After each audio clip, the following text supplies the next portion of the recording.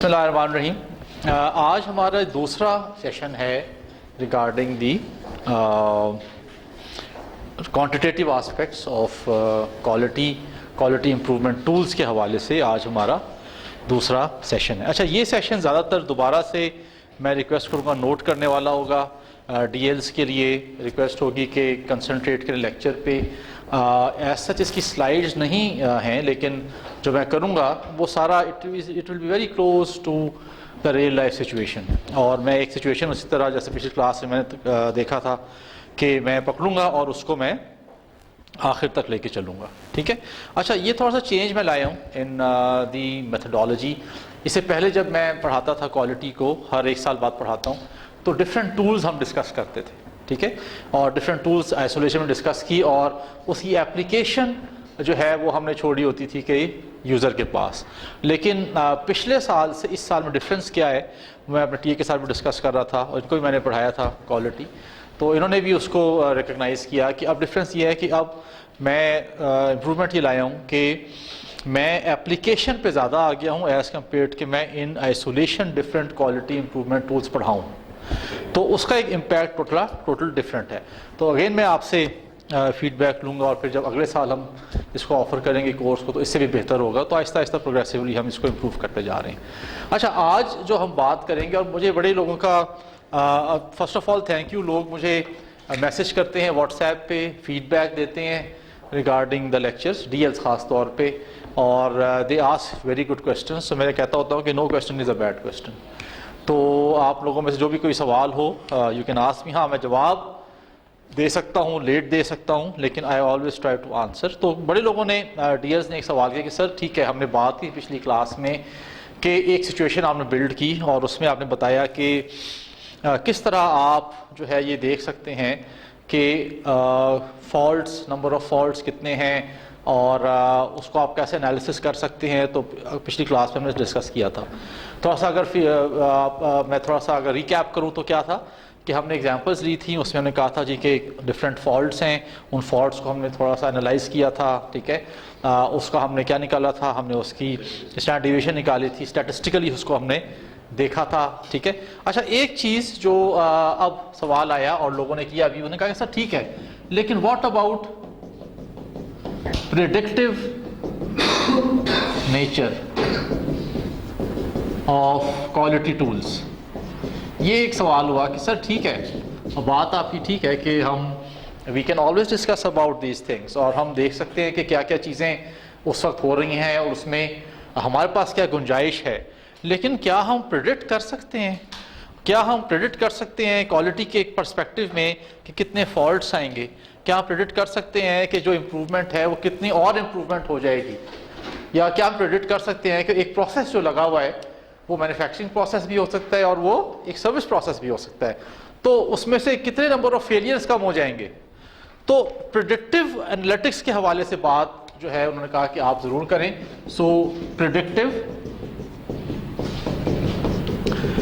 Analytics. अच्छा, ये एक बिल्कुल नई डायमेंशन है क्वालिटी के पर्सपेक्टिव में जो आप मैं पढ़ा रहा हूँ आज, और आपको बताने की कोशिश करूँगा कि आप प्रेडिक्टिव नेचर पे कैसे जा सकते हैं। ठीक है। पिछला जो लेक्चर था, पिछला सेशन था हमारा, किस पे था? एनालिसिस पे था। एनालिसिस किसका था? एनालिसिस था of as is situation. As is का क्या मतलब है? इस वक्त क्या हो रहा है। तो सॉरी, तो बात यहाँ तो बड़ी अच्छी हो गई थी, लेकिन there was a very logical question, और उसका एक सीक्वेंशियल सवाल भी है कि एज इज से आप टू बी पे कैसे जाएंगे।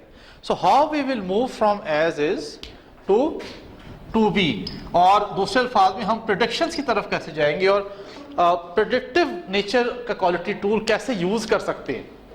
ठीक है। एक तरीका ये है ना कि मैं आपको बताऊं कि बहुत सारे टूल्स होते हैं, लेकिन how you can use those predictive tools to actually analyse that is your quality measure, are your quality measures working, or is your process giving you the desired quality, or will it fail to do so maybe in the next 6 months, maybe in 1 year, maybe after 2 months।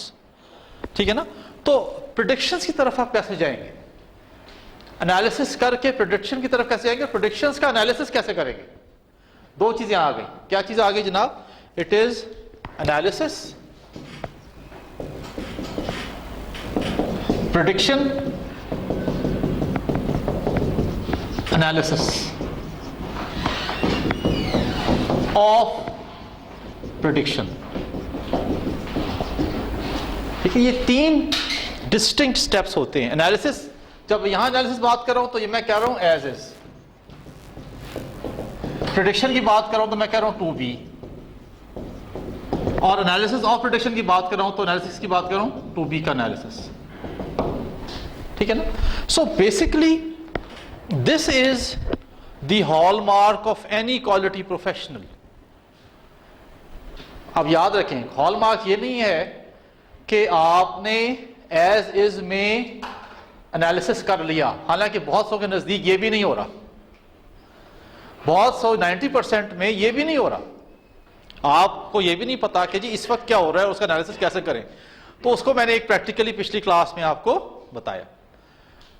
कमाल क्या है एक engineer का या एक quality professional का या एक ऐसे बंदे का कि जो क्वालिटी को देखता है और नजर रखता है और उससे कोई फायदा उठाना चाहता है। सर कमाल इधर है, कमाल इधर है कि आप उस प्रोसेस को, वो मैन्युफैक्चरिंग का है सर्विस का, बार बार बता रहा हूं क्योंकि एक मिसकॉमनैलिटी ये ना हो, मिसकन्फ्यूजन ये ना हो जाए कि सिर्फ जी बात करते हैं मैन्युफैक्चरिंग प्रोसेस, सर्विसेज में भी आप उस प्रोसेस को प्रेडिक्ट कर सकते हैं, नहीं कर सकते as far as the quality paradigm is concern. और आप क्या अंदाजा लगा सकते हैं कि अगले 6 महीने में क्या होगा, और कितना अच्छा अंदाजा लगा सकते हैं। ठीक है ना? This is the hallmark of any quality professional who wants to work in quality 4.0। Quality 4.0 के परव्यू में अब हमें क्वालिटी के वो बंदे नहीं चाहिए जो सिर्फ एक्स बार चार्ट बनाते हो, आर चार्ट बनाते हो, सी और पी चार्ट बनाते हो, या जिन्हें डेमिंग का पता हो, या जो सिर्फ जो है ना इस बात को जानते हो जी कि क्वालिटी इज फ्री। नहीं, ये तो नॉलेज एरियाज हैं। Quality 4.0 is all about application and all about data and interpretation of data. ठीक है? सो क्वालिटी 4.0 का जो एक बहुत ही इंपॉर्टेंट पिलर है, दैट इज प्रेडिक्टिव एनालिटिक्स, और how can you predict what is wrong or how can you predict that what can go wrong। ठीक है? सो ये जो एक एस्पेक्ट है, इस पे आज हमारी जो है वो डिस्कशन होनी है। मैं उसी तरह एक प्रैक्टिकल सिनारियो लूंगा। ठीक है? आपसे रिक्वेस्ट करूंगा कि आप इन्वॉल्व रहें, जो कि आप हमेशा रहते हैं, और डीएल से रिक्वेस्ट करूंगा कि वो लेक्चर को सुने तो उन्हें समझ में आ जाएगी। ये लेक्चर जो है इंशाल्लाह मैं यूट्यूब पे भी मीडिया मैं लगाऊंगा, बिकॉज वो जो आपको याद है AHP का था एक, वो बड़ा अच्छा गया था, उस पर अच्छा खासा व्यूज़ भी आए थे, लोगों ने उसको उससे फ़ायदा भी उठाया था, और अक्रॉस द बॉर्डर भी फ़ायदा बड़ा हुआ था, इंटरनेशनली भी लोगों ने उसको देखा था। सो ये जो चीज़ है आज की, इसको हम देखेंगे कि कैसे आप प्रेडिक्ट कर सकते हैं और कैसे आप जो है क्वालिटी के परव्यू में एनालिसिस कर सकते हैं उस प्रेडिक्शन का। ठीक है? So this is our premise for today. आज का हमारा ये लेक्चर होगा। अच्छा, अब इसमें let's build up a situation. मैं एक सिचुएशन आपके सामने रखता हूं एंड लेट्स सी कि हम उसको कैसे एनालाइज कर सकते हैं। ठीक है? सो लेट्स सी, ओके, किसकी एग्जांपल लें? योर चॉइस, मैन्युफैक्चरिंग की, सर्विसेज की, what is your opinion? Manufacturing की लें, you are very close to manufacturing, good. Anything else? Service की लेना चाहें तो हम सर्विस की भी ले सकते हैं, लेकिन चलिए मैन्युफैक्चरिंग की ले लेते हैं। ठीक है? और most common example number of faults होती है, नंबर ऑफ फॉल्ट्स की प्रेडिक्शन हो सकती है। ठीक है? उसके अलावा अगर सर्विस की बात करें, सिर्फ बताता चाहूँ, हिंट देना चाहूँ, let's say number of wrong orders delivered to a customer. ठीक है? क्वालिटी डिससैटिस्फैक्शन लेवल्स की प्रेडिक्शन हो सकती है। ठीक है ना? सो इस तरह प्रेडिक्शंस बहुत सारी हो सकती हैं। So let's take an example of a manufacturing setup.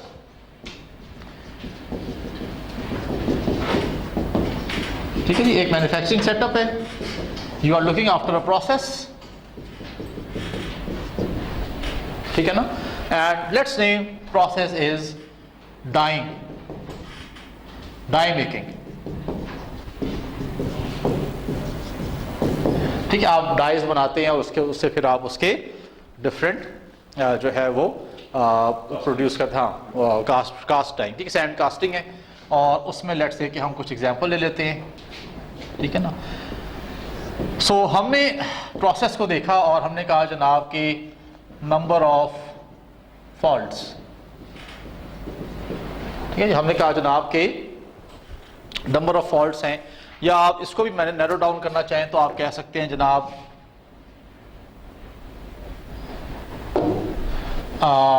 Over dimensions या ओवर साइजिंग कह लें, ओवर साइजिंग कह लें, ठीक है ना, over sizing number of over sizing components, ठीक है जी। तो number of over sizing components, तो हम इसको लेट्स सी कि हम कैसे इसको प्रेडिक्ट कर सकते हैं। तो लेट्स से कि आपके पास शिफ्ट्स हैं ये, सो आप शिफ्ट को नंबर दे देते हैं, let's say 1 2 3 4 5 6 and 7, there were 7 shifts, और नंबर जो आया वो आया लेट्स से 20 15 10 11 13 14 15, और इसी तरह यहाँ भी लिखता हूँ मैं शिफ्ट्स हैं, और इसी तरह ये डेटा यहाँ भी बना देता हूँ। सो यू हैव 8 9 10 11 12 13, और इसी तरह ओवर साइज जो है वो ये चीज़ यहाँ आ गई, number of over sized components,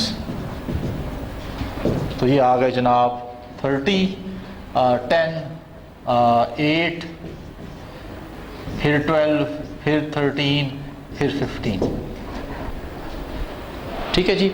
सो ये हमारे पास डेटा है, we have a data of 13 shifts, ठीक है, और उन 13 शिफ्ट्स पे हमारे पास ये नंबर आ रहा है, ठीक है, जिसमें कि हम देख रहे हैं कि number of over sized components कितने थे, ठीक है। हम उसमें एक कंपोनेंट की बात कर सकते हैं, हम उसमें 15 कंपोनेंट्स की बात सकते हैं, जो आपका डाई मेकिंग प्रोसेस है उसमें हम इस सिचुएशन पे खड़े हैं। Now this is your as a situation, ठीक है। अच्छा, अब होता क्या है जनाब, लेट्स से कि अब हम काम करते हैं 4 शिफ्ट्स अ डे पे, तो दिस इज डे 1,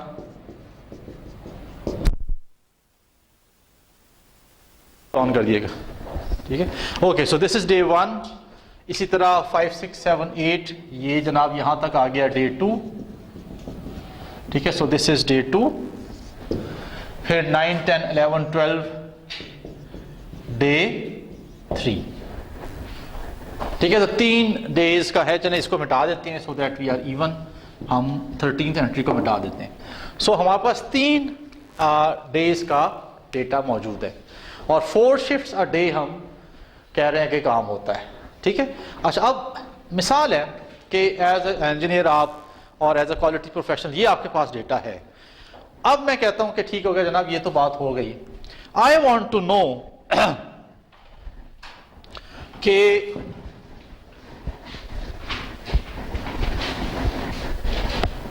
डे 4 में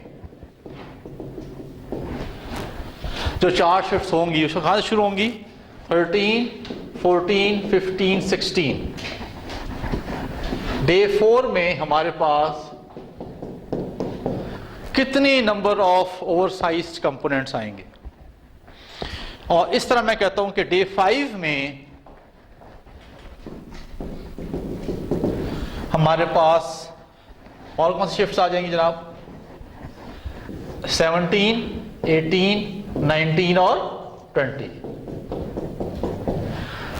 मैं अब जानना चाहता हूं कि डे 4 और डे 5 में नंबर ऑफ ओवरसाइज्ड कंपोनेंट्स जनाब याली कितने होंगे, ठीक है।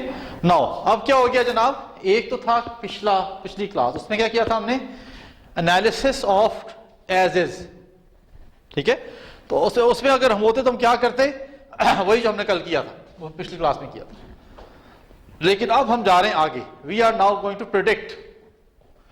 प्रिडिक्टिव एनालिसिस की हम बात कर रहे हैं, ठीक है। और पिछली दफा हमने लॉस फंक्शन भी किया था, उसको भी देखते हैं, अप्लाई करेंगे इसमें, okay. Now I want to know कि डे 4 और डे 5 पे हमारे पास कितने नंबर ऑफ ओवरसाइज्ड कंपोनेंट्स मौजूद होंगे, ठीक है। Now let's see how you do it. So I give you may be 5 minutes 10 minutes, आप मुझे बताएं कि आप इसको कैसे कर सकते हैं और what can be your thinking to do this, और फिर मैं इसको आपको प्रैक्टिकली बताऊंगा कि आपने इसको कैसे करना है। ठीक है, सो मैं म्यूट कर रहा हूं जब तक कि 5-10 मिनट्स तक हमारे पूरे हो गए। अब लेट्स सी कि आपने इसको कैसे किया है and then we can discuss. So हाँ जी, कौन, anyone who can just give me an example, कैसे, how, what is the process, how? जी जनाब, कैसे किया बच्चों? ठीक है, और क्या वैल्यूज आई हैं, मुझे वैल्यूज बता सकते हैं? नहीं सर, अभी लास्ट वैल्यू निकाल रहे थे, फिर उसको डिवाइड करना है। ये निकाल ली है? एनीवन? अच्छा, और sir, anyone else? How you have done it? कोई बंदा? सर इसमें step 1 was to find the average of the ठीक है, तो एवरेज क्या है जनाब? सर एवरेज अनफॉर्चुनेटली मैंने डे 1 को ले लिया है, तो वो इस वजह से वो मेरी एवरेज जो है ना वो उस हिसाब से डिफरेंट आई है। जिन्होंने एवरेज किया है हर शिफ्ट हो गई ना, दूसरी तीसरी चौथी, तो उसके बाद की आई है 14.33। अच्छा, मेरे पास 14.5 आई है। सेम है। अच्छा, सारे डेटा सेट की क्या एवरेज आती है ये बता दें, चलें सारे डेटा सेट की। वो सिग्मा है। हाँ मतलब वो बता दें 63 एवरेज, नहीं 15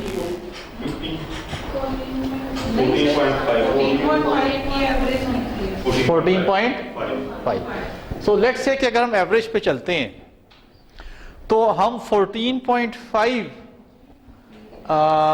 नंबर ऑफ ओवरसाइज्ड कंपोनेंट्स की बात करें, ऐसे ही है ना, अगर आप उसकी एवरेज निकालें। ठीक है, अच्छा, लेकिन अगर आप देखते हैं तो ये वही बात होगी कि हमने एक अंदाजा रखना है, उसमें हमें प्लस माइनस आप स्टैंडर्ड डिवीजन निकालोगे और आप कहीं पहुंचोगे। ठीक है, लेकिन basically predictive analytics is all about getting it precisely right. ठीक है, क्योंकि ये तो एक अंदाजा हो जाएगा ना एवरेज। और देखिए average is again not a true depiction, because average may not be a true depiction. मैं आपको बता चुका हूं, लेट्स से कि अगर आपका स्प्रेड जो है बहुत ज्यादा है, ठीक है, लेट्स से ये 8 है और ये लेट्स से 30 है, और एवरेज लेट्स से इसकी आ जाती है 14। अब जो एवरेज होता है कि average is representation of a data set, तो can we say that 14 is the depiction of everything? Maybe not, maybe yes. अगर स्प्रेड ज्यादा हो जाएगा तो एवरेज का फॉर्मूला खराब हो जाता है। एवरेज कब कामयाब होती है? जब आपका स्प्रेड कम हो, ठीक है ना, या जब आपका पीक ज्यादा हो, तब average is a good level of prediction. अगर आपका स्प्रेड ज्यादा होता है तो average is not a good measure of prediction. Let's say इसको मैं एग्जांपल इस तरह देता हूं कि अगर आपके पास यहां -100 है एक तरफ और एक तरफ +100 है, एवरेज 0 आती है, तो क्या is 0 representing the true depiction of data set? नहीं। ठीक है ना, so predictive analytics is all about getting it right and getting it very precise। ठीक है, thank you Usman, how are you, कैसे हैं आप? मैं यहाँ रखता हूँ, थैंक यू। ओके, सो अब हमने क्या करना है, हमने इसको प्रिडिक्ट करना है precisely. We want a precise prediction. ठीक है ना, हम प्रिसाइज प्रेडिक्शन की तरफ जाना चाहते हैं। ठीक है जी, जी नहीं कुछ भी नहीं, थैंक यू। अच्छा, कैसे जा सकते हैं? the basic और the आप कह लें कि एक layman's idea, ठीक है ना, is something known as linear regression, जिसमें आप प्रेडिक्ट कर सकते हैं।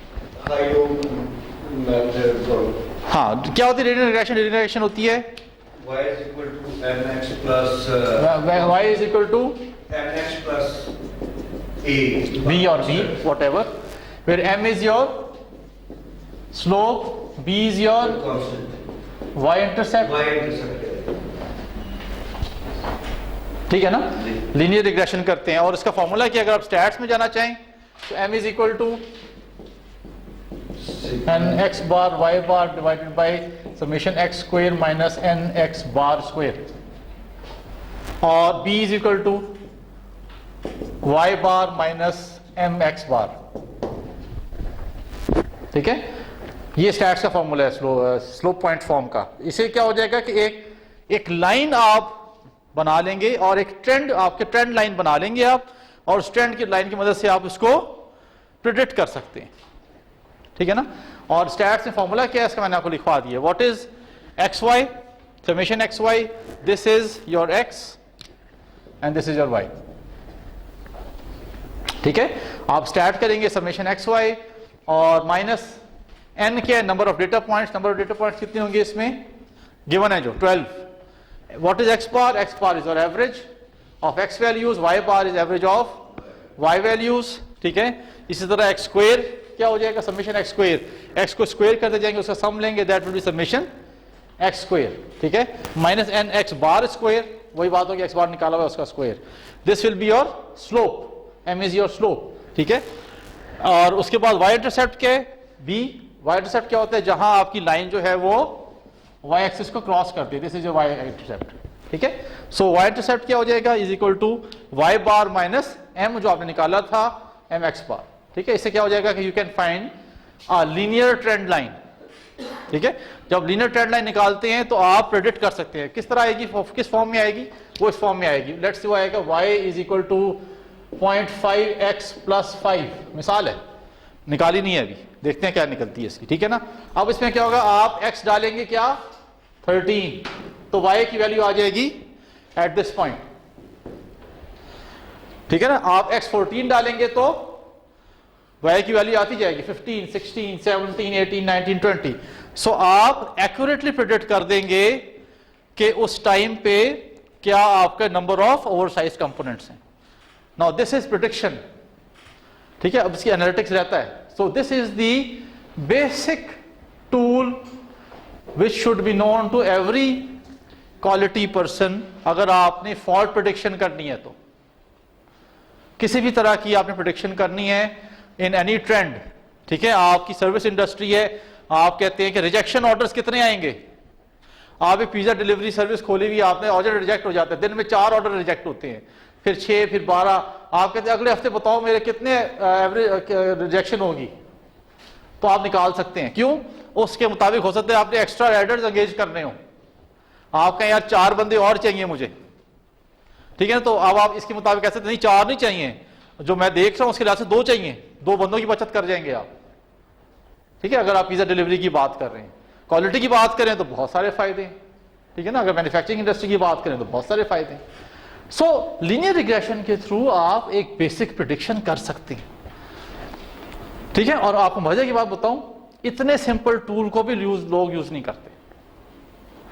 मैंने जहां जहां क्वालिटी डिपार्टमेंट्स में एसएमई से लेके even high level quality departments देखा है, I have never seen predictive analysis. Predictions की तरफ लोग नहीं आते।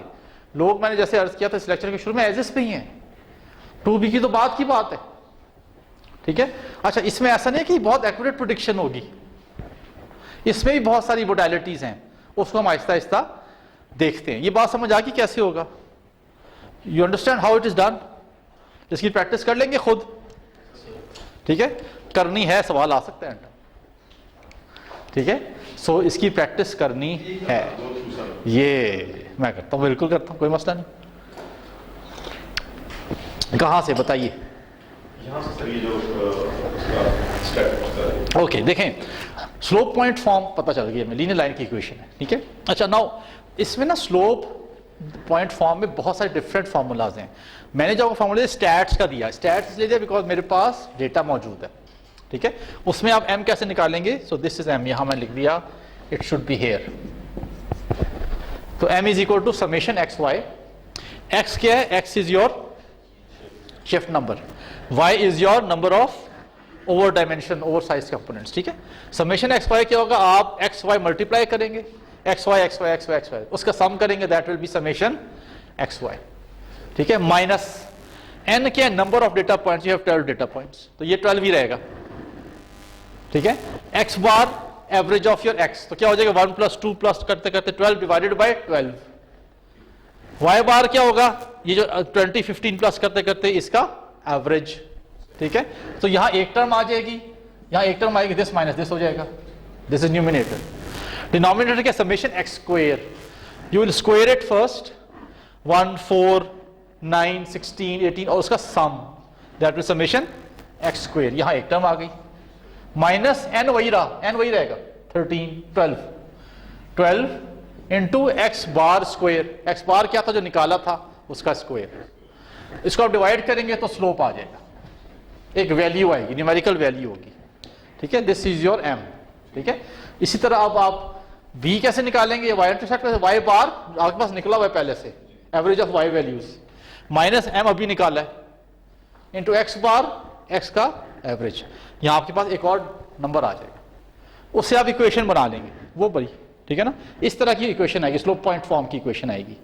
y is equal to m x, x generic है बिकॉज x चेंज होगा।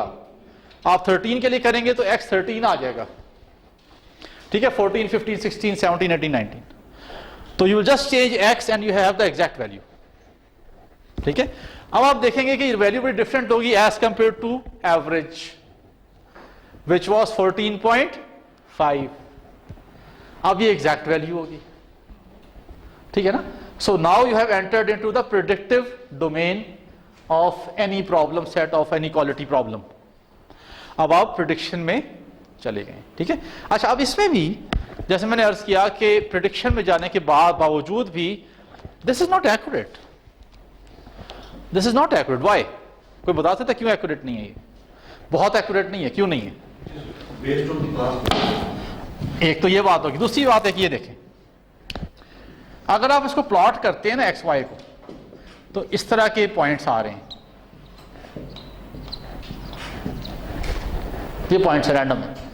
आपकी जो लाइन गुजरेगी ना वो इस तरह गुजरेगी, एवरेज है ना, इस तरह गुजरेगी। अब ये जो लाइन की इक्वेशन है इसमें अफेक्ट होगा इन एक्सट्रीम पॉइंट्स का भी, होना चाहिए, ठीक है ना। अब इसमें क्या होता है, ये क्योंकि बीच में से गुजरती डेटा सेट के, तो इसमें आप एक और चीज कैलकुलेट करते हैं, वो ये होता है plus minus standard error of estimate. आप एक और चीज निकालते हैं, उसे कहते हैं plus minus standard error of estimate. ये क्या होता है, आप जो वैल्यू आएगी उसको प्लस माइनस करेंगे, एक दफा प्लस एक तरफ, फिर आप रेंज पे आ जाएंगे। लेकिन एरर ऑफ एस्टीमेट क्या है, जो आपकी लाइन है उसका एरर क्या है, इसमें भी एरर है बिकॉज एक्सट्रीम पॉइंट्स जो है ना उनकी जब इफेक्ट आता है एवरेज एडजस्ट होती है लाइन। तो यहां ये हो सकता है ये ऊपर हो जाए, थोड़ी सी हो सकता है नीचे हो जाए, ठीक है ना। So what you want to do is that you want to have a standard error of estimate, ठीक है। जब आप इसको प्लस माइनस करेंगे, नाउ दिस इज एक्यूरेट। अब क्या होगा, अब आपके पास एक रेंज भी आ रही होगी। लेट्स से 13 के लिए पॉइंट आता है, लेट्स से हमारे पास आता है 14 plus minus 0 point plus minus 3 मिसाल है। सो अब रेंज आ गई, क्या हो जाएगी range now, this is 11 to 17। तो अगेन आप किस पे चले गए, रेंज पे चले गए, but now this range is very very accurate as compare to the average. अब आप किस पे चले गए, रेंज पे चले गए। तो स्टैंडर्ड एरर ऑफ एस्टिमेट का भी मैं आपको फॉर्मूला बताऊंगा, ठीक है। But how this is the complete picture अगर आपने इसको प्रेडिक्ट करना है, ठीक है। एक और चीज होती है, उसको हम देखते हैं। अब इसको प्रैक्टिकली कैसे करना है वो देखते हैं। ये भी प्रैक्टिकल है लेकिन थोड़ा सा और प्रैक्टिकल। ओके,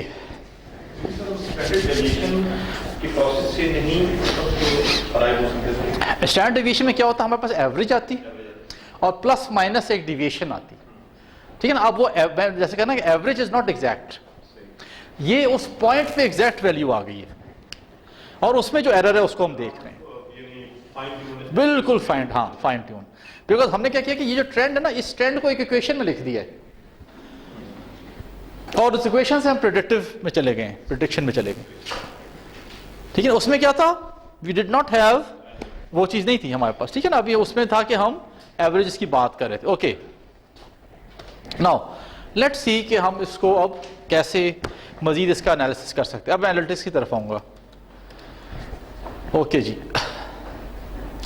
अच्छा, इफ यू ओपन एक्सेल, तो मैं इस नई शीट खोल लेता हूँ क्योंकि मैं कर रहा था, सो न्यू। अब आपने इधर फोकस करना है, ठीक है जी, ओके। अच्छा, अगर आप एक्सेल शीट खोलते हैं तो we can actually analyze it very beautiful in excel sheet. हम एक्सेल शीट पे सारा एनालिसिस जो है कर सकते हैं। कैसे कर सकते हैं, और उसके लिए मुझे आपकी थोड़ी सी मदद चाहिए होगी। आपने मुझे डेटा पॉइंट्स लिखवाने हैं। सो मैं 12 है ना, सो 1 2 मैं इसको लिखता हूँ, सॉरी 9, ये जनाब 8 हो गया, 9 हो गया, 10 हो गया, 11 हो गया, 12 हो गया, 12 ही है ना, ओके। अब मुझे ज़रा लिखवाएं कि 1 पे क्या है जनाब, 20 15 10 11 13 14 15 30 10 8 12 30 1 3, ओके। ये हमारे पास 12 पॉइंट्स है ना। So this was x, this was x, okay, this is n और number of shifts, number of observations कहते हैं इसको, ठीक है जी। This is number of observations, और इसको हम थोड़ा सा वाइड कर लेते हैं, और ये जनाब है नंबर ऑफ ओवरसाइज्ड, ठीक है ना, कंपोनेंट्स। तो ये हमारे पास, this is the data which we have, ठीक है जी, ये डेटा है हमारे पास।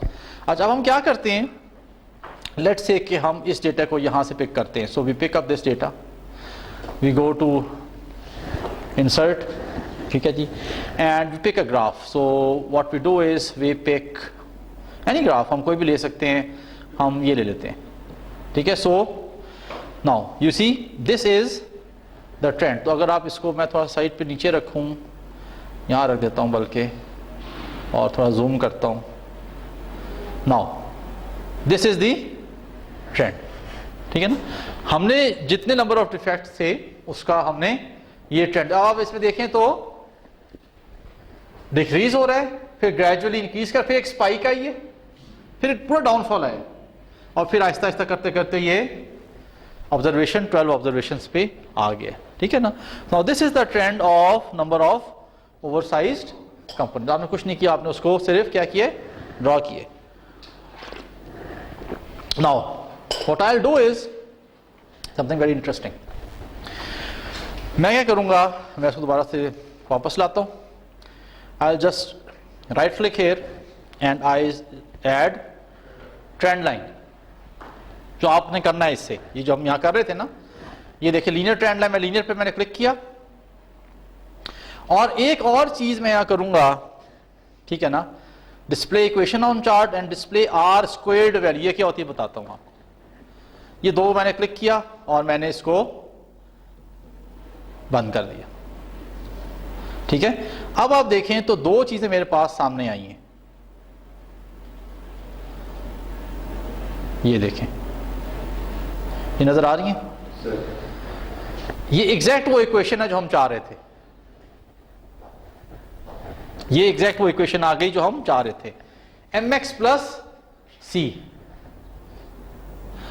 इसमें स्लोप क्या है, -0.2483 इज योर स्लोप, जो उस फॉर्मूले से निकलना था, ठीक है ना, और y इंटरसेप्ट क्या है 15.864। Now this is your equation for the whole trend. अगर आप देखना चाहते हैं तो आप देखें कि ये इक्वेशन गुजर कैसे रही है। ये देखें, ये डॉटेड लाइन में इक्वेशन है, ये देखें, this equation is passing like this. अब आप यहां देख सकते हैं कि इस पीक का भी इफेक्ट इस इक्वेशन में आना चाहिए, ठीक है, यह आया है, उसी वजह से आपकी इक्वेशन ये बनी है। क्या बनी है जनाब, -0.248x plus 15.864। Now I want you to quickly predict.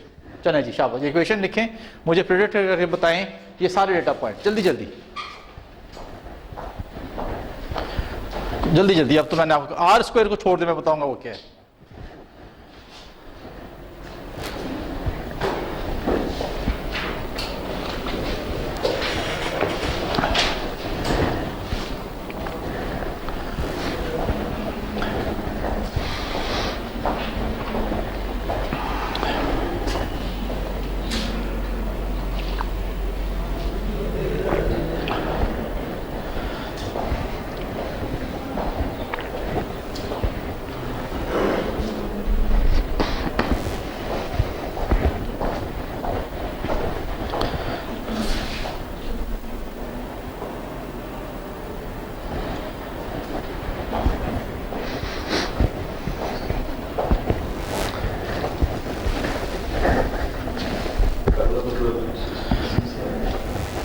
मुझे बताते जाओ, मैंने कर लें सारे, फिर मैं लिख दूंगा एक।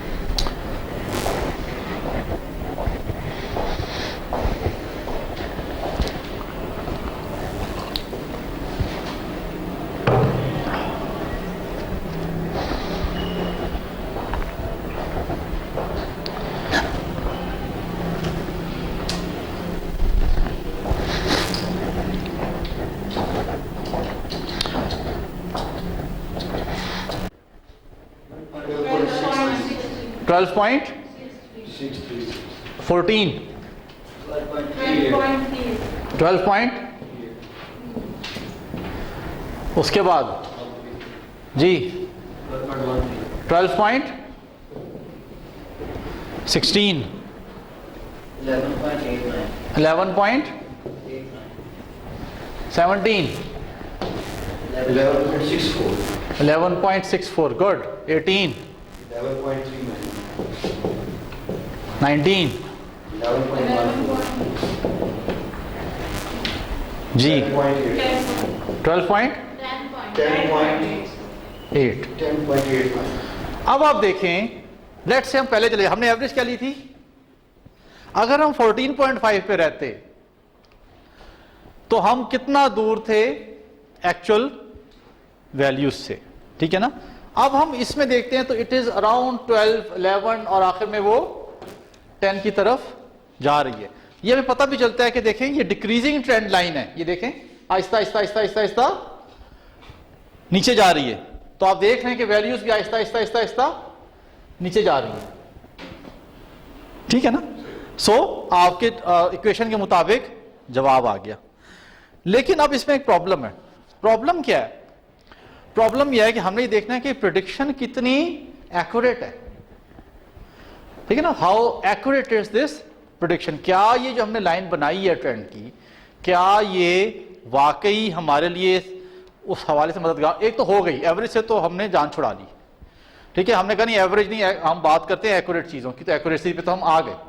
लेकिन अब हम बात करेंगे कितने एक्यूरेट हैं, क्या वाकई हम एक्यूरेट हैं भी या नहीं, हम कितना इस पर रिलाय कर सकते हैं, कितना बैंक कर सकते हैं हम इस चीज पे, ठीक है। उसके लिए एक और टर्म जो मैंने यहां लिखवाई है वो क्या है जनाब, वो है आर स्क्वायर। आपको नजर आ रही है आर स्क्वायर की वैल्यू क्या है, ये लिखें अपने पास, क्योंकि मैं अब आपको आगे आर स्क्वायर एक्सप्लेन करने वाला हूं। सो इस सिलसिले में, इस सिचुएशन में हमारे पास आर स्क्वायर की वैल्यू आती है 0.0234, ठीक है। अच्छा, अब आर स्क्वायर जनाब यानी होता क्या है, पहले तो हम ये देखते हैं, ठीक है। सो अगर आपके पास इंटरनेट है या नहीं है, मेरे ख्याल है मेरे पास है, तो मैं सीधा लिख देता हूं आर स्क्वायर वैल्यू, और अब वो हमें बताता है जनाब आर स्क्वायर वैल्यू होती क्या। इसको पढ़ना है, जरा इसको एक दफा पढ़ लें, फिर मैं आपके सामने रखता हूं कि है क्या।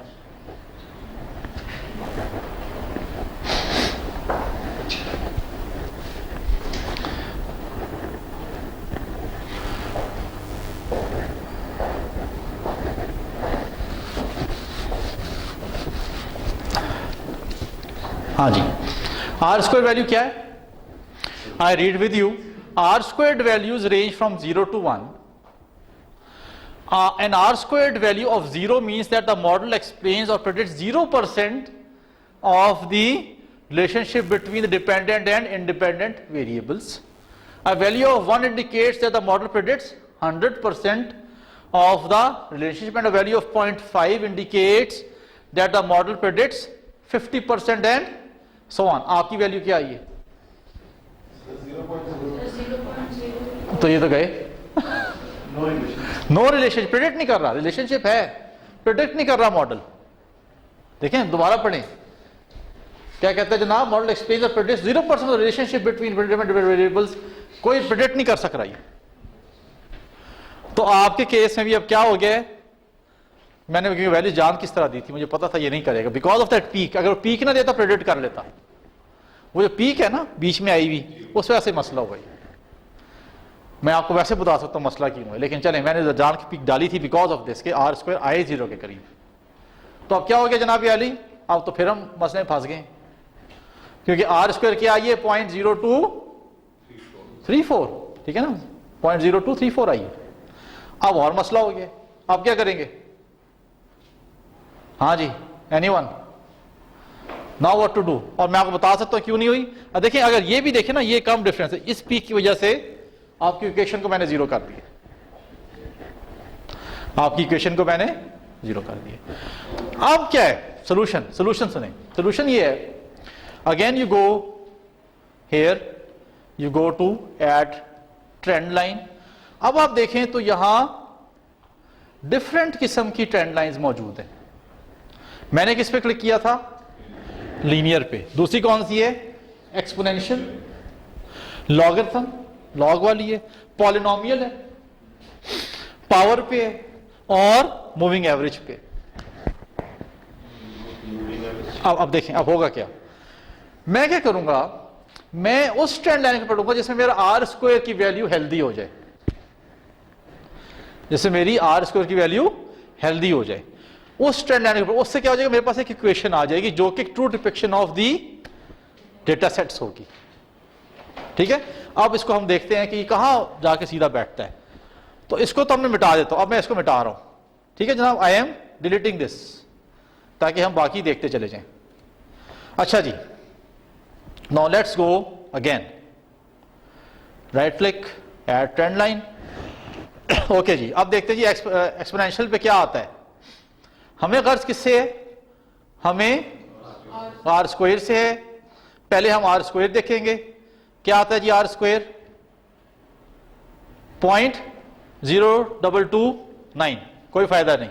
इसका मतलब है कि हम एक्सपोनेंशियल से हमें कोई फायदा नहीं हुआ, ठीक है।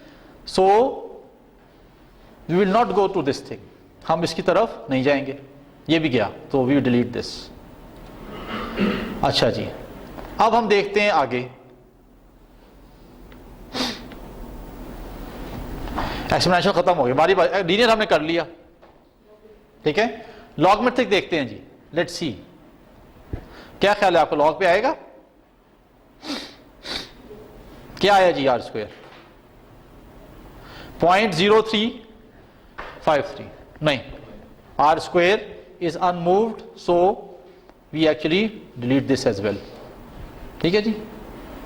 सो उसका भी कोई फायदा नहीं। ओके, अब आगे देखते हैं। अब क्या आ गया जनाब? पॉलिनोमियल, लेट्स सी, ठीक है। और ऑर्डर मैं इसका ज्यादा कर देता हूं। ऑर्डर ज्यादा से करना क्या होता है कि वो फ्लक्चुएशंस को ज्यादा अच्छा देख सकता है। अब क्या है जनाब? Are square is 0.45। Let's say मैं इसका और ज्यादा करता हूं ऑर्डर, ठीक है ना। लेट्स से मैं इसको दोबारा से जाना पड़ेगा, सॉरी। अब मैं जाता हूं जनाब पॉलिनोमियल पे, लेकिन इसको मैं ऑर्डर बढ़ा देता हूं। 6 इज द मैक्सिमम, ठीक है। और इस पर हम देखते हैं कि आर स्क्वायर क्या आया। 0.47 आ गया, ठीक है ना। सो दिस इज गुड। इसका मतलब है कि अब वो मॉडल जो है आपका प्रिडिक्ट कर रहा है, ठीक है। और अब हम जाते हैं जनाब इसकी इक्वेशन पे। So let's go to the equation. ओहो, ये दोबारा मिट जाता है, सॉरी फॉर दैट। और हम इसकी इक्वेशन डिस्प्ले कराते हैं। अच्छा, हमने फिर मूविंग एवरेज से भी सेट करना है, हो सकता है मूविंग एवरेज से ज्यादा अच्छा आ जाए, वी नेवर नो, ठीक है ना। सो हम इसकी डिस्प्ले करा देते हैं इक्वेशन। तो आपकी इक्वेशन क्या आ गई? This is our equation. क्या आ गई जनाब? y is equal to -0.0277 x square plus 0.1121 x plus 15 point. तो इसका क्या मतलब है? ये सेकेंड डिग्री पॉलिनोमियल है, थर्ड डिग्री पॉलिनोमियल है, ठीक है, उससे ऊपर ये नहीं जा रहा और इस पे प्रेडिक्शन उसने कर दी। Okay, just for an example मुझे इस इक्वेशन के थ्रू 13 और 14 निकाल के दिखाएं क्या आता है। Let's see what is the difference, क्योंकि अब इसका आर स्क्वायर 0.4 है, इसका मतलब है कि अब ये मॉडल जो है प्रेडिक्ट अच्छा कर रहा है, एक्यूरेट कर रहा है, ठीक है, it is very close to 0.5। अब देखते हैं क्या वैल्यू आती है, बताएं जरा।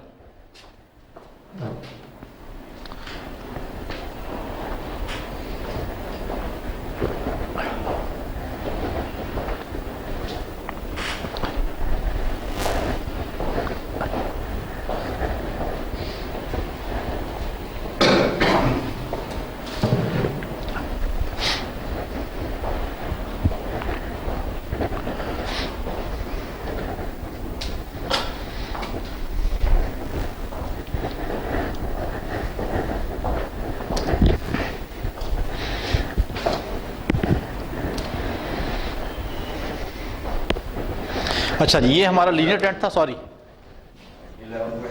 11.7, ये हमारा था लीनियर, ये है हमारा पॉलिनोमियल 11.7, ठीक हो गई। नेक्स्ट बताइएगा प्लीज।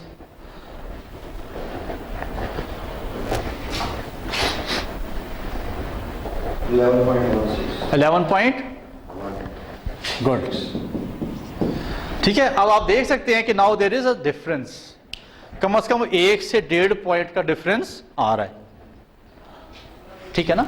सो कहने को तो ये कम है, लेकिन अगर आप देखें नंबर ऑफ ओवरसाइज आइटम्स को देखें और प्रोसेस के कॉन्टेक्स्ट में देखें तो बहुत बड़ा डिफरेंस है। हो सकता है 1 से 2 पीसेस आपके ओवरसाइज होने से बच जाएं, ठीक है ना।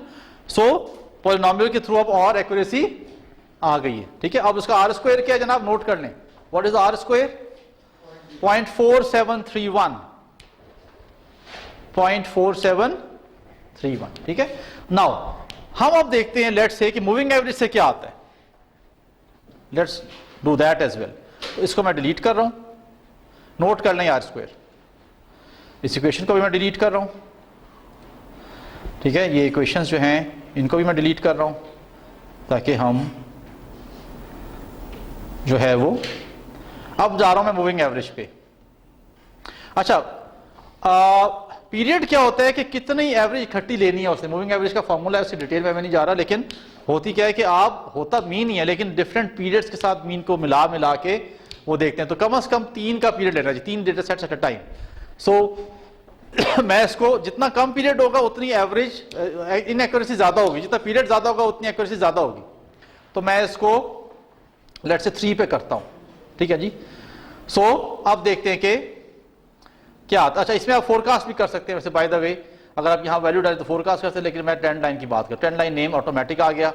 और सॉरी किधर गया जनाब, अच्छा आर स्क्वायर वगैरह नहीं होगा, तो ट्रेंड लाइन के साथ उसने 3 पर मूविंग एवरेज के लिहाज से बताना शुरू कर दिया, ठीक है जी।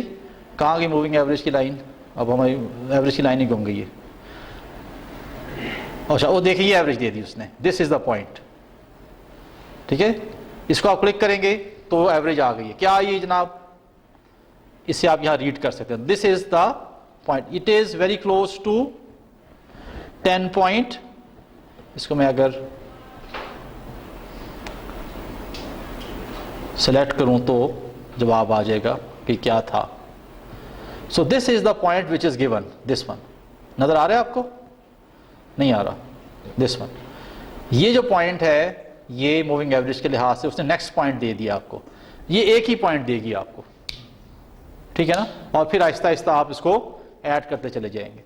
सबसे एक्यूरेट जो जगह है वो कौन सी है जनाब, दिस इज दी पॉलिनोमियल। अगर आप पॉलिनोमियल फिट कर लेते हैं तो आपके पास आर स्क्वायर जो है वो बेहतर आ जाता है। आपने देखा कि ट्रेंड लाइन से कम 0.5 या 50% इंप्रूव कर गया जब आप पॉलिनोमियल पे आए। अगर आपके कोई नहीं मिल रहा फिट तो फिर आप मूविंग एवरेज पे जा सकते हैं। मूविंग एवरेज पे क्या होता है कि वो नेक्स्ट पॉइंट प्रेडिक्ट करता है सिर्फ कि अगला पॉइंट किधर आएगा, फिर आप उसको डेटा सेट का शामिल करें, फिर दोबारा मूविंग एवरेज नहीं तो नेक्स्ट पॉइंट प्रेडिक्ट कर देता है वो। इस तरह वो पॉइंट्स प्रेडिक्ट करता चला जाएगा, ठीक है। पॉलिनोमियल में आपके पास क्या आ गई है, इक्वेशन आ गई, और इक्वेशन के तहत आप फिर बाकी सारे पॉइंट जो है वो प्रेडिक्ट कर सकते हैं, ठीक है। सो अब आपने देखा कि कैसे आपने एक प्रिडिक्टिव नेचर का काम किया और आपने कैसे एक नंबर ऑफ डिफेक्ट्स को प्रिडिक्ट कर दिया, ठीक है ना। अच्छा, अब इसमें बड़ी इंटरेस्टिंग चीज़ है, वो क्या है जनाब, वो ये है कि एक चीज़ आती है जो सब बहुत लोग शिकायत करते हैं कि सर डेटा नहीं होता, डेटा इज अ प्रॉब्लम, ठीक है ना। कहते हैं जनाब कि हमारे पास डेटा नहीं है, और लेट्स से कि हमारे पास यहां जो डेटा है कितना है, देयर ओनली 12 पॉइंट्स, ठीक है ना, हमारे पास डेटा नहीं है। इसका क्या हाल है अगर आपके पास डेटा नहीं है तो? अब मैं आपको इसका भी हल बताने लगा हूं। Anyone having any solutions to this? अगर आपके पास डेटा नहीं है, डेटा सेट्स नहीं है, तो क्या कर सकते हैं? ओके,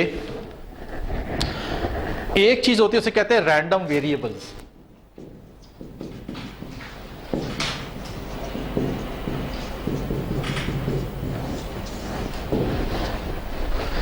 रैंडम वेरिएबल्स क्या होते हैं? Based on the probability distribution आपको डिफरेंट वेरिएबल्स जनरेट करके दिए जा सकते हैं between two data points, between a maximum and the minimum data points, ठीक है ना। लेट्स से आपके पास डेटा नहीं है, या आप समझते हैं कि आपके पास जो 12 का ये डेटा सेट है, नंबर ऑफ 12 है, ये कम है।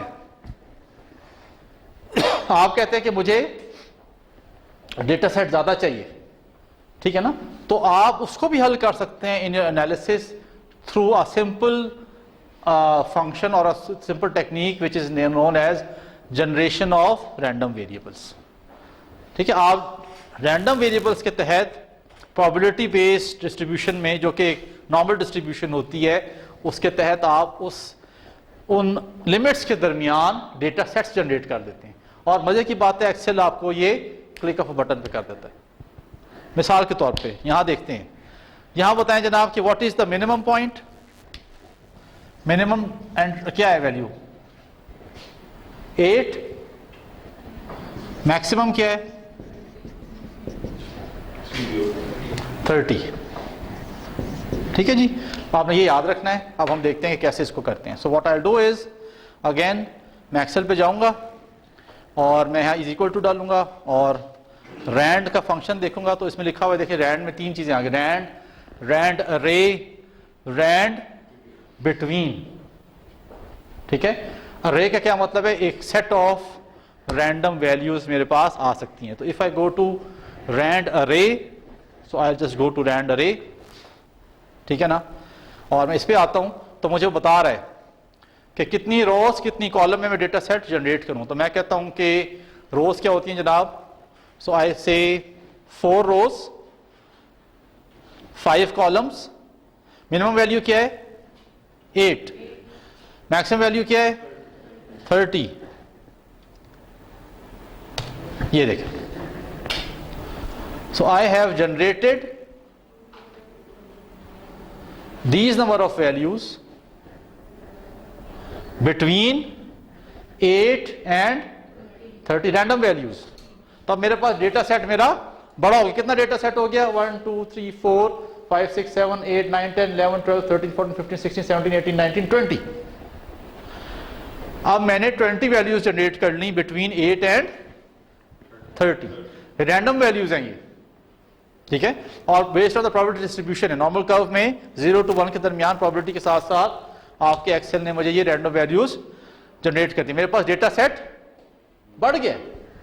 अब मैं क्या करूंगा, इस डेटा सेट को किस तरह यूज करूंगा? उसी तरह उससे मैं एक इक्वेशन निकाल सकता हूं, उससे मैं पॉलिनोमियल, अब मेरी इक्वेशन और एक्यूरेट होगी। अब मेरी इक्वेशन, बिकॉज डेटा सेट ज्यादा आ गए ना, अब इक्वेशन और एक्यूरेट होगी। लेट्स से कि मैं कहता हूं, ओके, लेट्स से कि मैं कहता हूं जनाब इसको मैं डिलीट करता हूं, सॉरी यहां कर देता हूं।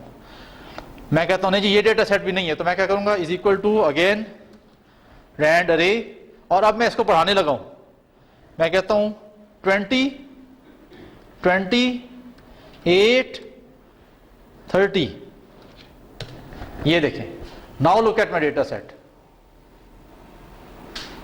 ये देखें कौन कहता है कि डेटा इज अ प्रॉब्लम?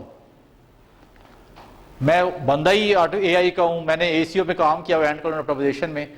मुझे जब कोई कहता है कि डेटा सेट का मसला है तो मैं कहता हूं कि फिर सोच लें, data is not an issue. अब मैंने 20 बाय 20 का एक मैट्रिक्स जनरेट किया है, 400 वैल्यूज हैं बिटवीन 8 एंड 30। इसको जब मैं यूज करूंगा फिर देखें बात किधर जाएगी। आपकी इक्वेशन उधर भी नहीं लेगी, एग्जैक्ट पिन पॉइंट करूंगा मैं, और आर स्क्वायर में क्लोज टू 1 ले आऊंगा। It will B so deadly accurate. ठीक है ना? So it is all about how you can generate data and how you can use it. अब ये सिर्फ एक्सेल है, अभी तक हमने सिर्फ एक्सेल को किस तरह देखा था, सिर्फ डेटा टेबल बनाने के लिए। एक्सेल पे पीएचडीज होती है, मेरे जो अभी पीएचडी कर रहे हैं हसन राना साहब, उनका सारा काम एक्सेल पे है। ठीक है, so this is how you take advantage. अब मेरे पास 400 का सेट आ गया, अब आप करा लें एनालिटिक्स मेरे से, एक्यूरेट होगी, कोई मसला ही नहीं होना कोई। ठीक है, so this is how you go for predictions and accuracy in predictions. Sir ये तो उसने एक इन दोनों के दरमियान रिलेशन से वैल्यू जनरेट करा। रिलेशन नहीं, मैं बताऊं कैसे किया, आपका सवाल अच्छा है। उसने मिनिमम पॉइंट देखा, मैक्सिमम देखा, उसमें उसने एक नॉर्मल कर्व प्रोबेबिलिटी के लिहाज से पीछे बनाया। इसके पीछे की वर्किंग बता रहा हूं। नॉर्मल कर्व बनाएगा वो, उस नॉर्मल कर्व के अंदर जो वैल्यूज हैं वो ये हैं रैंडमली। ठीक, मैं रैंडम वेरिएबल से जनरेशन पे नहीं जा रहा, बिकॉज वो एक मैथमेटिक्स का एक और चीज है, मैं इसका यूज बता रहा हूं। लेकिन मैं थोड़ी सी वर्किंग आपको बता रहा हूं, एक स्टेप पीछे ले गया। क्या होता है जनाब कि ये मिनिमम मैक्सिमम देखते हैं ना, उसके दरमियान वो क्या करता है, एक नॉर्मल कर्व बनाता है जो 8 से शुरू होगा, खत्म किधर होगा 30 तक, और उसमें जो वैल्यूज आ रही होगी नॉर्मल कर्व को प्रोबेबिलिटी होगी। ठीक है, प्रोबेबिलिटी के लिहाज से उसने सारी वैल्यूज को उस नॉर्मल कर्व पे प्लॉट किया है, उससे ये वैल्यूज आ गई। और रैंडम है, इसमें कोई वो नहीं है, कोई फॉर्मूला नहीं है, कोई रिलेशनशिप नहीं है, देयर जस्ट रैंडम वैल्यूज। लेकिन नॉर्मल कर्व को फॉलो कर रही है। नॉर्मल कर्व क्या होता है, बेल शेप्ड कर्व, जो कि किसी भी डिस्ट्रीब्यूशन को आप जब ज्यादा बहुत प्लॉट करें तो बेल शेप्ड कर्व आ जाता है। ठीक है, उससे उसने ये चीजें प्रेडिक्ट कर दी।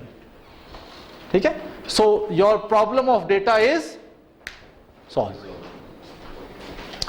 ठीक है ना? अब वो जो वैल्यूज थी वो भी इसमें है कहीं बीच में,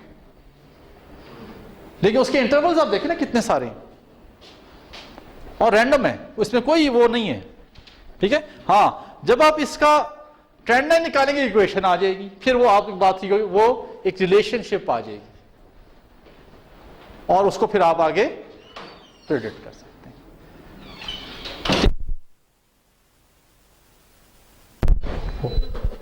दोबारा देखिए, ऑन हुआ है, करें।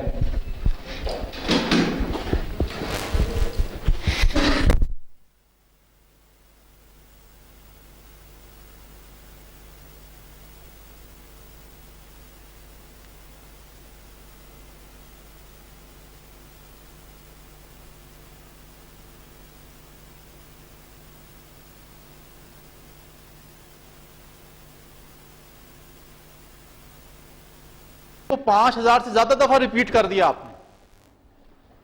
ठीक है, और उसको फिर बाद आपने उसकी एवरेज ले ली है। मिसाल के तौर पर इस पे कैसे लगेगी बात, हमने इक्वेशन लिखी थी, इक्वेशन क्या थी जी, पॉलिनोमियल, बताएं, लिखवाइए आपको मैंने, y इक्वल्स, अभी लिखवाई थी पॉलिनोमियल इक्वेशन x स्क्वायर वाली। हाँ, सर वो values -0 minus 0.2483 2 1 x square plus 1121 x plus 15, this is the equation. ठीक है, मैं क्या करता हूं, मैं इसमें x की वैल्यू डालना शुरू करता हूं, मैं इसमें x की वैल्यू डालना शुरू करता हूं। ठीक है, और मैं y की वैल्यू निकलना शुरू हो जाएगी, ऐसी है ना, x ही डालूंगा तो y की निकल आएगी। मेरे पास डेटा सेट है 400 का, लेकिन मैं इसको क्या करता हूं मैं, इसको अगर मॉन्टी कार्लो एनालिसिस करता हूं तो सिमुलेशन टूल्स आते हैं जिसमें कहता हूं जी कि इस इक्वेशन को लो और इसको 5000 टाइम्स रिपीट करके मुझे मॉन्टी कार्लो एनालिसिस कर दो। वो क्या करेगा, सिमुलेशन टूल क्या करेगा, इसको 5000 टाइम्स डिफरेंट वैल्यूज मिन और मैक्स के दरमियान डालेगा उसी तरह, और मुझे क्या करेगा, आंसर देता जाएगा और एक कर्व बनाता जाएगा जो कि इस तरह का होगा। पहले फ्लैट होगा, फिर आहिस्ता आहिस्ता ऊपर होता जाएगा, फिर बिल्कुल ठीक हो जाएगा। ठीक है, और उसकी एक एवरेज होगी। तो इस केस में मैं क्या करूंगा, मैं उस एवरेज को लूंगा, क्योंकि वो 5000 से ज्यादा दफा वो हो चुकी है, 10,000 ज्यादा दफा हो चुकी है, तो that average represents this equation because it has been repeated more than 5000 10,000 times। उस एवरेज को मैं कहूंगा this average is good for 13 14 15 16 17 19 20। मैं एवरेज एक एवरेज ले लूंगा। तो आपका जो पहला वाला 14.5 वाली चीज थी वही हो जाएगी, लेकिन with the help of the accurate equation and then again consolidated by the repetition। अब वो चीज जो होगी वो क्या होगी, मैं कहूंगा जी कि अब आप जो मर्जी कर लें, ये एक फिगर है, लेट्स से वो आ जाता है 12.7। अब मैं कह सकता हूं जी कि 12.7 is the number of over dimension over sized क्या कहते हैं कंपोनेंट्स फॉर दिस प्रोसेस। ठीक है, अब देखिए मैं पहुंचा कैसे हूं वहां तक, मैं एवरेज पे नहीं पहुंचा, मैंने ट्रेंड निकाला, उस ट्रेंड को फिर मैंने गुजारा रेपिटेशन से, और रेपिटेशन से गुजार के I have concluded a single digit value which is even more accurate. Why, because उसके पीछे जो डेटा है, डेटा सेट बहुत बड़ा है, 5000 या 10,000 का डेटा सेट है। ठीक है, और उसके जरिए आप एक अच्छी प्रेडिक्शन कर सकते हैं। मैं रिकमेंड करूंगा आप इसके लिए एक एक्सेल का एड ऑन अपने कंप्यूटर्स लैपटॉप्स पे डाउनलोड करें, फ्री ऑफ कॉस्ट है, जो ऑरेकल का है। क्या नाम है जी उसका, उसका नाम है, लेट मी सी, नाम भूल गया मुझे, हालांकि मैं इसको इतना यूज करता रहा हूं। क्रिस्टल बॉल, ठहर जाए,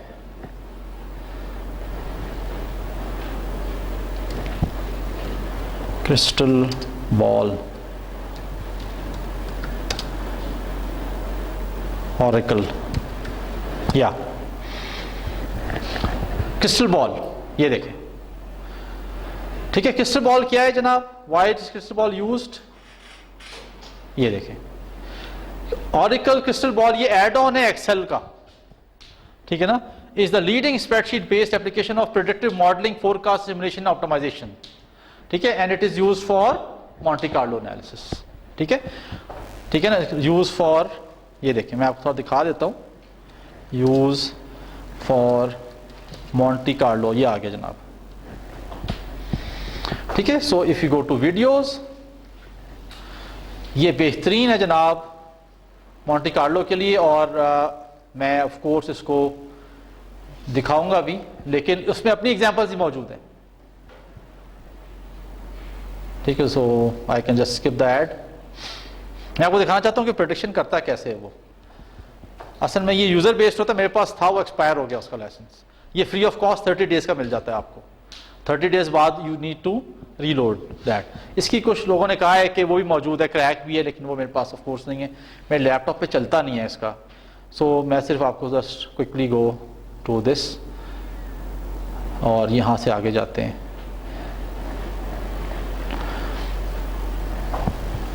ये एड्स भी आ जाते हैं।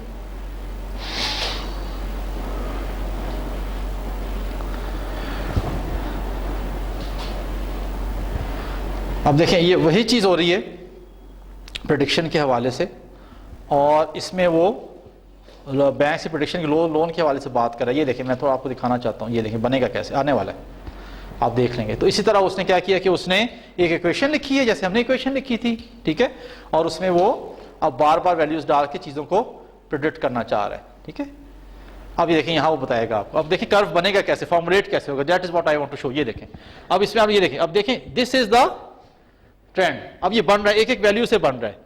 ठीक है ना, और बहुत सारी इटरेशंस हो रही हैं। ठीक है ना, आप इसमें से कोई भी कर्व ले ले, बेसिकली नॉर्मल कर्व ये सारे, और क्या होता है इसमें आप किसी भी तरह का ट्रेंड सेलेक्ट करें और उसके बाद आप उसको प्रेडिक्ट करने लग जाएं। So this curve will start to formulate, ठीक है, और ये कर्व आहिस्ता आहिस्ता आपको बनता जाता है। आई जस्ट मूव फॉरवर्ड, और ये आहिस्ता आहिस्ता कर्व खुद ब खुद आप देखेंगे जब सिमुलेशन करते हैं ना, तो उसमें खुद ब खुद बनता है, और फिर एक ट्रेंड पूरे का पूरा कर्व बन जाता है, और उसकी वो एवरेज भी बता देता है, ठीक है। सो वेरी गुड वीडियो, देखिए ये बन रहा है आहिस्ता आहिस्ता, ये आहिस्ता आहिस्ता देखिए ये सिमुलेशन हो रही हैं, और आहिस्ता आहिस्ता ये फॉर्मुलेट हो रहा है। जैसे जैसे वैल्यूज इस पर आती जाएंगी, वैल्यूज चेंज हो रही हैं, यहाँ सिमुलेशन हो रही है, यहाँ फोकस करें, यहाँ फोकस करें, ठीक है।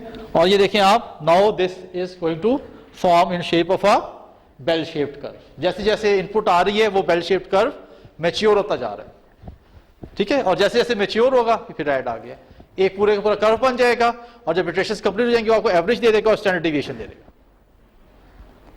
ठीक है। लेकिन उससे पहले क्या था, उससे पहले हमने ट्रेंड निकाला हुआ था, हमने ट्रेंड लाइन की मदद से एक उसकी रिलेशनशिप फॉर्मुलेशन बनाई हुई थी। अगर उसमें डेटा नहीं है तो हमने रैंड के थ्रू डेटा डाला और फिर उस फंक्शन को पहले डिफाइन किया। ये देखिए कर्व बन गया, ये देखिए, now this is the average line, ये देखिए एवरेज शिफ्ट कर रही है, this is the average line, ठीक है ना। अब वो आहिस्ता आहिस्ता रिफाइन होगा और रिफाइन होता चला जाएगा, और आखिर में आपको एवरेज भी दे देगा और स्टैंडर्ड डेविएशन भी दे देगा, ठीक है। This is how you will predict it very very accurately, ठीक है। सो हम बिल्कुल एक डिजिट पे पहुंच गए शुरू के सफर से। जो शुरू में क्या था, वी स्टार्टेड फ्रॉम एवरेज, थोड़ा रिपीट कर दूं, हमने कहा एवरेज ठीक नहीं है, एवरेज से हम आए फिर लीनियर ट्रेंड एनालिसिस पे, वहां गड़बड़ क्या हो गई, आर स्क्वायर का मसला आ गया, ठीक है। हमने वो ट्रेंड ढूंढा जिसमें कि R square is close to 1, हमने एक पॉलिनोमियल मिल गया जिसमें आर स्क्वायर जो था इट वाज क्लोज टू 0.5, ठीक है ना, उस पर हम आ गए, ठीक है। उस पर हमने कहा कि अगर डेटा नहीं है तो हम रैंडम के फंक्शन से मिन मैक्स के दरमियान डेटा जनरेट करके इस इक्वेशन को मजीद एक्यूरेट कर सकते हैं।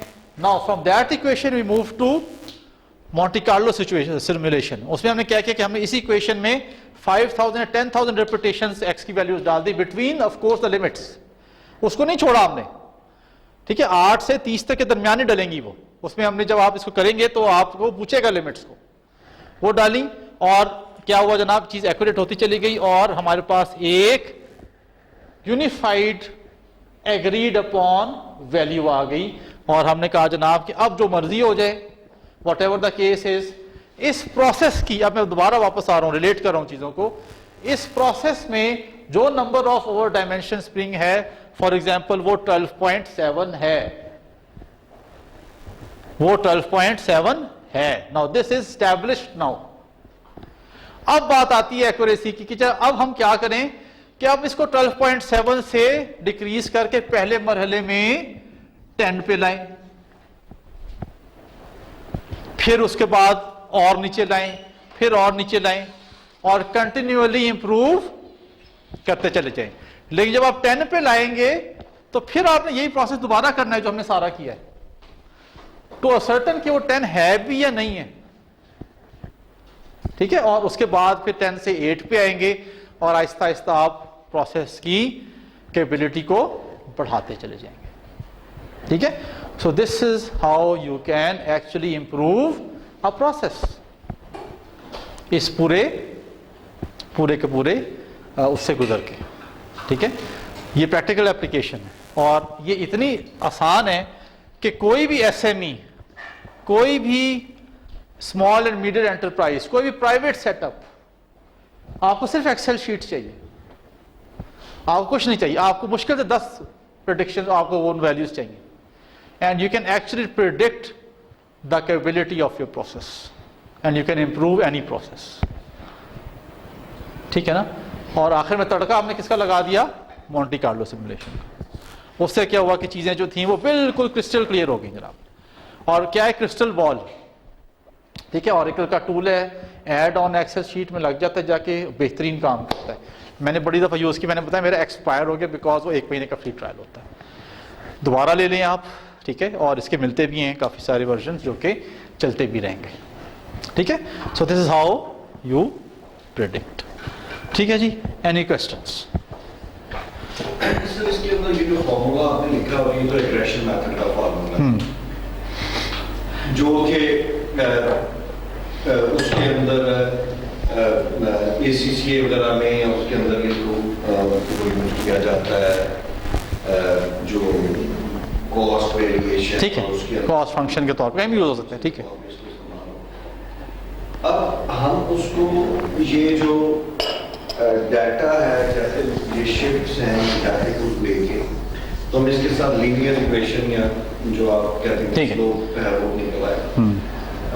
सेकंड मैं सिर्फ और सिर्फ इसको अंडरस्टैंड जब बताएं कि अब जब हम इसको यहाँ पे लेके आते हैं उसके लिए तो जरूरी है कि हम जो है ये डाटा हमारे पास अगर या दो वैल्यू दे दें तो हम उसको निकाल लें, अगर ना हो तो जो डाटा है हाँ उससे निकाल लें, ठीक है ना, जो डेटा अवेलेबल है उससे निकाल लें, ठीक है, या डेटा ऑब्जर्वेशन ज़्यादा कर दें, ठीक है, या मिन मैक्स पता हो।